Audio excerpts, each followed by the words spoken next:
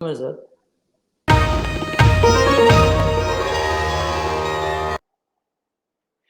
नमस्कार, मैं आशुतोष और आप देख रहे हैं सत्य हिंदी के विशेष कार्यक्रम आशुतोष की बात में आपका स्वागत है।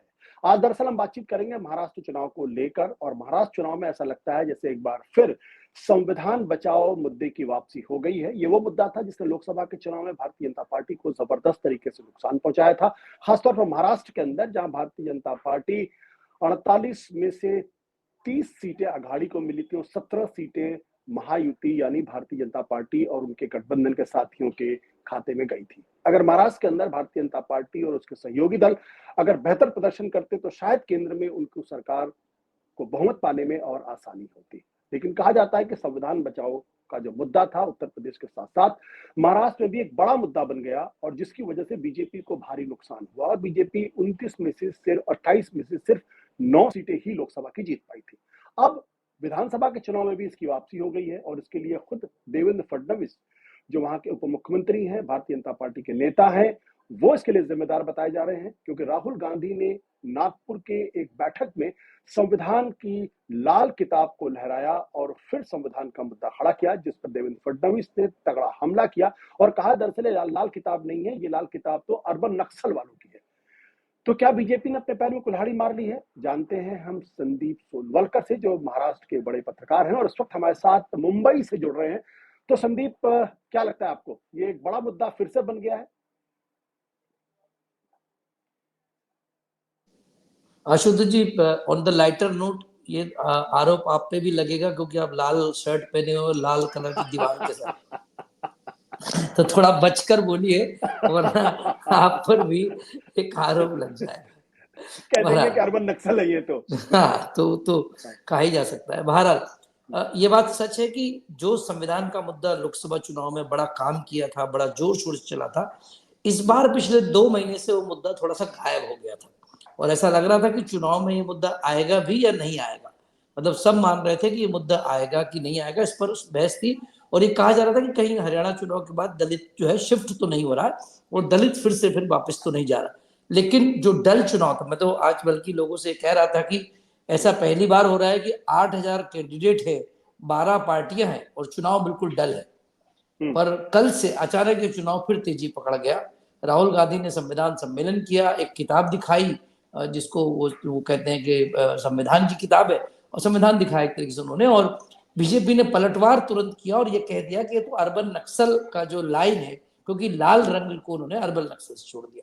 तो अब ये बहस शुरू हो गई है और ये बहस सिर्फ मीडिया तक नहीं। देखिए, महाराष्ट्र में सोशल मीडिया बड़ा इंपॉर्टेंट है, बड़ा महाराष्ट्र में पेनिट्रेशन जो है सोशल मीडिया का बहुत ज्यादा है और दलित संगठन भी इस मुद्दे को जोर शोर से उठा रहा है कि हमारे लाल रंग को, संविधान के लाल रंग को अर्बन नक्सल से क्यों जोड़ा जा रहा है।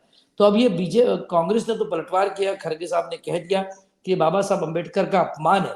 ये मुद्दा जितना बढ़ेगा उतना ज्यादा ये फैलता जाएगा। आज मोदी जी की सभा थी, उसमें भी ये मुद्दा उठा और कह दिया कि दरअसल ये बड़ी साजिश हो रही है महाराष्ट्र में। मोदी जी ने भी माना कि साजिश हो रही है और ये साजिश वही लोग कर रहे हैं जिनके साथ कांग्रेस खड़ी है। तो ये मुद्दा फिर से जिंदा हो गया। जी अशोक जी, तो संदीप, जो बात आप कह रहे हैं कि क्या देवेंद्र फडणवीस ने जानबूझकर ये मुद्दा उठाया है या इसके पीछे कोई सोची समझी चाल या रणनीति है उनकी? देखिए, मुझे लगता है कि बीजेपी ने बिना सोचे समझे तो नहीं बोला होगा। प्रधानमंत्री के मंच से भी उन्होंने वही बात की, खुद प्रधानमंत्री ने वही बात की, तो सोच समझकर भाजपा कर रही है। शायद भाजपा को लग रहा है कि अब इस मुद्दे को काउंटर करने की गरज है, क्योंकि हरियाणा चुनाव के बाद भाजपा का कॉन्फिडेंस लौटा है और वो काउंटर नैरेटिव जिसको बोलते हैं वो करने की कोशिश कर रहे हैं कि ये जो बाबा साहब अम्बेडकर को लेकर गलत बातें फैलाई जा रही है, असल में एक साजिश है और वो इसे अब साजिश का रूप दे रहा है। जो टूल किट है, जो साजिश है, या जो इस तरह की बातें, अर्बन नक्सल है, ये तमाम बातें पहले होती रही हैं, अब फिर करने की कोशिश है। शायद इसलिए क्योंकि अब भाजपा को लगता है कि इस मुद्दे पर बैकफुट होने के बजाय फ्रंट फुट पर खेलना पड़ेगा और खुलकर काउंटर करना पड़ेगा। लेकिन जब जब संविधान का सवाल खड़ा होता तब तक वो बाबा साहब अम्बेडकर से जुड़ जाता है और दलित उसको अपनी अस्मिता से जोड़ लेते हैं। तो बीजेपी कैसे दलितों को बताएगी कि दरअसल वो लाल किताब को संविधान न बता के अर्बन नक्सल बता रहे हैं और इससे एक तरीके से बाबा साहब अम्बेडकर का अपमान कर रहे हैं?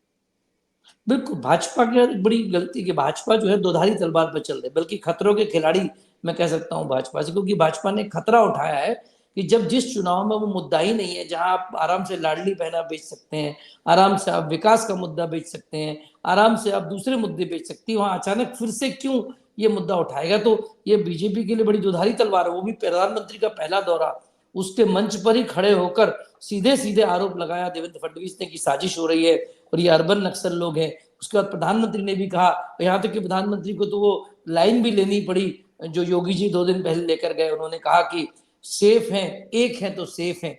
यानी क्या कहने का मतलब? हालांकि प्रधानमंत्री ने ये नहीं कहा कि बटेंगे तो कटेंगे, पर उसका ही दूसरा रूप कहा कि एक है तो सेफ है।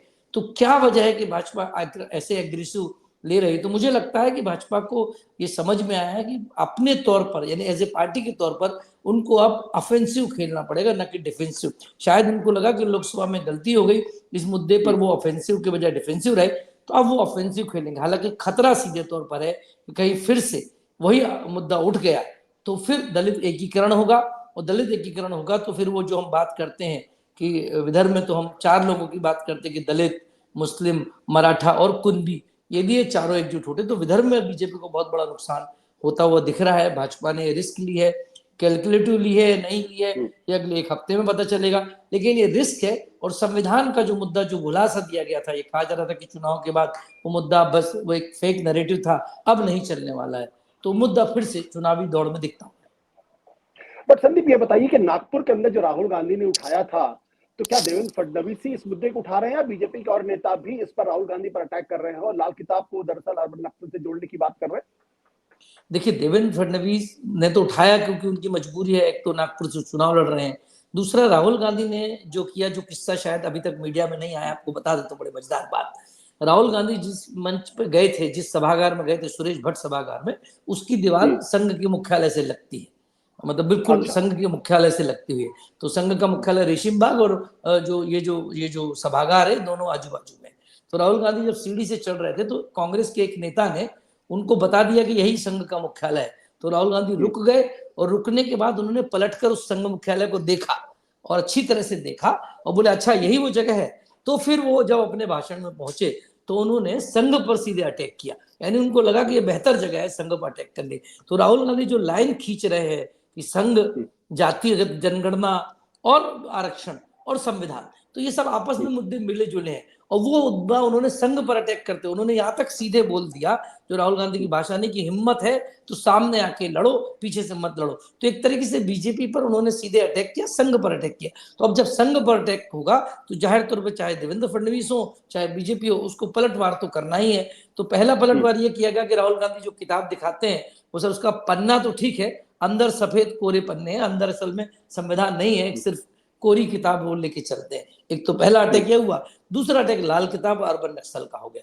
तो अब भाजपा ने 2 अटैक कर दिए, और ये मुद्दा मुझे लगता है कि अगले 8 दिन, चूंकि चुनाव में बहुत प्रचार के दिन बचे नहीं है, 10-12 दिन बचे हैं, प्रधानमंत्री 14 तारीख के बाद नहीं करेंगे प्रचार, 14 तारीख तक प्रचार करेंगे। और जो मेरी जानकारी है वो ये कि न केवल राहुल गांधी दोबारा आ रहे हैं 10 तारीख के बाद से, उनके बाद प्रियंका गांधी भी अब चुनाव प्रचार में कूदेंगी महाराष्ट्र के। तो 13, 14, 15 3 डेट प्रियंका गांधी ने यहाँ पर दी है महाराष्ट्र में चुनाव। तो अब एक तरीके से वो जो मुद्दा भुला दिया गया, पृष्ठभूमि में चला गया, वो दोबारा अब एक तरीके से आ गया, और ये कांग्रेस के पीछे संविधान, आरक्षण, जातिगत जनगणना, ये कांग्रेस के पीछे।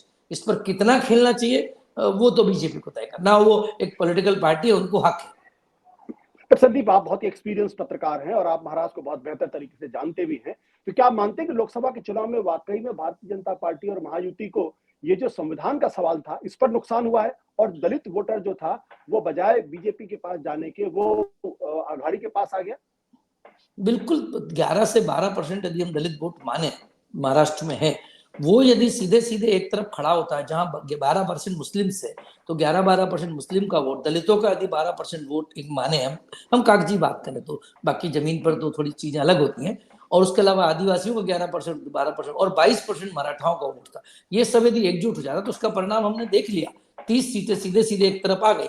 अब यदि वही उसी लाइन पे मामला चल गया तो निश्चित तौर पे बहुत खतरनाक स्थिति हो सकती है, क्योंकि महायुति को फिर इस नैरेटिव को काउंटर करना बहुत मुश्किल होगा। आप लाडली बहना योजना लाके एक गरीब वर्ग के प्रति आपने अच्छी सिंपैथी क्रिएट की थी, तो लाडली बहना योजना पे यदि ज्यादा बोलते तो मुझे लगता है कि ज्यादा बेहतर होता। आप ये बोलते कि क्या क्या सुविधाएं सरकार ने दी, तो ज्यादा बेहतर होता। आप उसके बजाय उस नरेटिव में फंस रहे हैं जो राहुल गांधी उठा रहे हैं, तो वहां जाना मुझे लगता है भाजपा के लिए टेक्टिकली एक गलती हो सकती है। अब चुनाव के पहले वो भाजपा की रणनीति है, शायद भाजपा को लगा होगा नहीं हमको काउंटर ऑफेंसिव खेलना है, तो वो भी उनकी एक रणनीति है।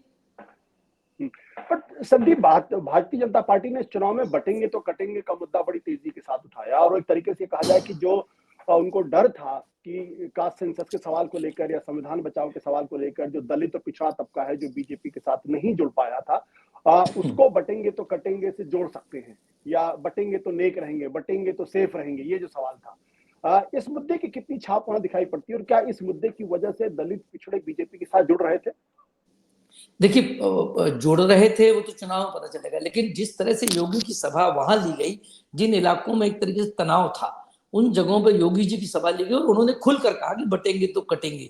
यदि ये लाइन योगी जी ले सकते हैं, खुलेआम ले सकते हैं, और प्रधानमंत्री भी कहते हैं, प्रधानमंत्री थोड़ा संभाल के कहते हैं कि एक है तो सेफ है, तो क्या ये मुद्दा बनाने की कोशिश हुई? मुद्दा बनाने की कोशिश हुई, लेकिन उसके ठीक तुरंत बाद अगले दिन, मतलब यानी परसों योगी जी गए और आज अचानक यदि हो जाता है कि नहीं संविधान पर बात की जाए, उस पर साजिश की बात की जाए, अर्बन नक्सल की बात की जाए, तो एक तरीके से ये गड्ढमड्ढ हो गया चुनाव युद्ध। जैसे चुनाव में जनता को समझ में नहीं आ रहा कि भाई आखिरकार इतने सारे कैंडिडेट, इतनी सारी पार्टियां कहाँ जाए, तो ऐसा तो नहीं कि चुनाव में मुद्दे बहुत सारे गड़बड़ हो जाए और आपस में मिल जाए। देखिए लोकसभा चुनाव में कहीं ना कहीं मोदी एक बहुत बड़ा मुद्दा थे, इससे कोई इनकार नहीं कर सकता। प्रधानमंत्री मोदी को वापस लाना या हराना, ये दोनों एक मुद्दा था, इसको लेकर बहुत लोगों ने वोट किया। लेकिन जब स्थानीय मुद्दों पर चुनाव होता है, जब लोकल मुद्दों पर चुनाव होता है, तब ये जो संविधान की पिच पे खेलना, जातिगत जनगणना का एक दिन पहले राहुल गांधी तेलंगाना जाते हैं और कहते हैं कि जातिगत जनगणना होगी, नागपुर में कह देते कोई नहीं रोक सकता, तो क्या वो पिच पे दोबारा खेलने की कोशिश है? और जाहिर तौर पे एक तरीके से कहते हैं कि जो जिसकी पिच होती है उस पर भी आप खेलेंगे तो दूसरा ज्यादा बेहतर तरीके से खेल सकता है। मुझे लगता है बीजेपी कैलकुलेटर रिस्क ले रही, अभी भी वक्त है भाजपा को मुद्दे बदलकर अपने मुद्दों पर लौटना चाहिए, तो चुनाव उनके लिए ज्यादा बेहतर हो। ये पिछले लोकसभा के चुनाव में ये खबर आई थी कि जब प्रकाश आंबेडकर ने अपनी अलग से दुकान जमाने की कोशिश की थी, तो तकरीबन 28 ऐसे दलित संगठन थे जो बाबा साहब अम्बेडकर से जुड़े हुए हैं। इन लोगों ने बाकायदा चिट्ठी लिखकर अम्बेडकर जैसे लोगों से कहा था कि आप अब पीछे हट जाइए, क्योंकि आपकी वजह से बीजेपी को फायदा होगा और जो बाबा साहब अम्बेडकर को लेकर जो सवाल खड़ा हुआ उस पर नुकसान होगा। तो ये जो संगठन है अभी भी क्या इस मसले पर अघाड़ी के साथ खड़े दिखाई पड़ेंगे? अम्बेडकर जैसे लोगों को वो कहेंगे कि आप बीच में ना आए? देखिए अम्बेडकर जी तो ऑलरेडी अपने कैंडिडेट, वो भी खासतौर पर उन्होंने एक नई अघाड़ी बनाई, उन्होंने एएमआईएम के साथ भी समझौता किया और उससे साथ मिलकर वो उन्होंने कैंडिडेट खड़े किए, लेकिन उन लोकसभा चुनाव के बाद उनकी विश्वसनीयता काफी नीचे चली गई है। तो अब इस चुनाव में तो वो फैक्टर बहुत बड़ा दिखते नहीं है जहां तक मेरा समझ है। लेकिन फिर भी जो दलित संगठन है उनके बारे में छोटी सी बात महाराष्ट्र बताऊं कि महाराष्ट्र जो इकलौता एक शायद देश का राज्य है जहां आजादी के पहले और आजादी के बाद दोनों स्थितियों में दलित आंदोलन ये अपने आप में बहुत महत्वपूर्ण भूमिका निभाता रहा। उसकी बड़ी वजह अम्बेडकर साहब का महाराष्ट्र में काम करना रहा, क्योंकि अम्बेडकर साहब ने दीक्षा भूमि नागपुर में दीक्षा ली, उन्होंने यहीं पे तमाम काम किए। तो दलित आंदोलन यानी महाड़ का जो हम जिसको बोलते हैं पानी का आंदोलन, जो ऐतिहासिक आंदोलन था कि दलितों को मंदिरों में प्रवेश और तालाब से पानी पीने दिया जाए। फिर भीमा कोरेगांव की पृष्ठभूमि है, यहाँ पर महार ने एक तरीके से पेशवाओं के खिलाफ आक्रमण किया था महार रेजिमेंट ने। तो एक महाराष्ट्र की पृष्ठभूमि है, उस पृष्ठभूमि में दलित संगठन दो तरीके, एक राजनीतिक संगठन है महाराष्ट्र में, एक दलित सामाजिक संगठन है। तो राजनीतिक संगठन तो अपनी जगह है, उसमें आरपीआई के बहुत सारे गुट है, 12-13 गुट हो गए अब तो महाराष्ट्र में, और एक वंचित बहुजन अघाड़ी से उन्होंने नाम दे दिया। तो ऐसे बहुत सारे दलित संगठन, लेकिन जो सामाजिक संगठन है उनकी बड़ी भूमिका है। वो महाराष्ट्र में दलितों की गलियों में, कूचों में, उनकी बस्तियों में, उनके इलाकों में काम करते रहे हैं, और उनको भी अभी भी बाबा साहब अम्बेडकर से बड़ा प्रेम है। महाराष्ट्र में आपको बताऊं, यदि 2 या 3 बड़े उत्सव होते हैं, तो यदि हम उसमें गणेश उत्सव को गिनते हैं, हम ये नवरात्रि के उत्सव को गिनते हैं, तो एक बड़ा उत्सव बाबा साहब अम्बेडकर का जन्मदिन भी होता है। उस दिन भी जबरदस्त, मतलब महाराष्ट्र में जितना बड़ा जुलूस शायद बाकी धर्मों के निकलते होंगे, उससे बड़ा जुलूस अम्बेडकर जयंती का भी मनाया जाता है। और अम्बेडकर जयंती के हर चौराहे पर बाकायदा उसके मंच लगते हैं, और उसकी वो एक तरीके से, तो अम्बेडकर साहब देवता स्वरूप हैं दलित समाज के लिए। तो इस लड़ाई में जितना जल्दी अंबेडकर साहब का नाम आने से बचा जाए, जितना जल्दी संविधान का अपमान होने से बचा जाए उतना बेहतर होगा। क्योंकि दलित इस मुद्दे पर कोई समझौता नहीं, चाहे वो बौद्ध हो, महार हो, मातंग हो या कोई भी जाति हो, दलित की, लिंगायत हो, वो अंबेडकर साहब के ऊपर कोई समझौता नहीं करते। तो कहीं से यदि एक ये गलती हो गई कि अंबेडकर साहब पर सवाल उठा, और संविधान तो उनके लिए एक तरीके से हम ये कह सकते हैं पवित्र पुस्तक है, जैसी दूसरे धर्मों में अलग अलग पवित्र पुस्तक है। तो यदि उस पर कोई सवाल उठा तो ये लड़ाई बहुत राजनीतिक तौर पर कन्वर्ट होगी, और ये दुधारी तलवार है। मुझे फिर भी लगता है कि भाजपा को इस मुद्दे से बचना चाहिए और बल्कि दूसरी तरफ जाना चाहिए, क्योंकि जो साजिश का जो मामला है वो 2019 में चलाने की कोशिश की गई, तब ये चला था मुद्दा, और तब अंबेडकर को फायदा हुआ था, मतलब प्रकाश अंबेडकर की पार्टी को बड़ा फायदा। लेकिन अब प्रकाश अंबेडकर की लोकप्रियता बहुत हद तक नीचे है, तो दोबारा ये सवाल उठाना मुझे समझ में नहीं आता कि क्या राजनीतिक चाल है। पर हो सकता है भाजपा ने रणनीति ली है कि इसका उल्टा जवाब दिया जाए, ऑफेंसिव खेला जाए, तो अब भाजपा खेल रही है। बट संदीप, जो कोरे भीमा गांव का सवाल भी है वो महाराष्ट्र से जुड़ा हुआ सवाल है, और उसमें बहुत सारे एक्टिविस्ट करीब करीब 4-4 साल 5-5 साल से जेल के अंदर रहे, और उसमें भी कोई प्रगति होती हुई दिखाई नहीं पड़ रही है।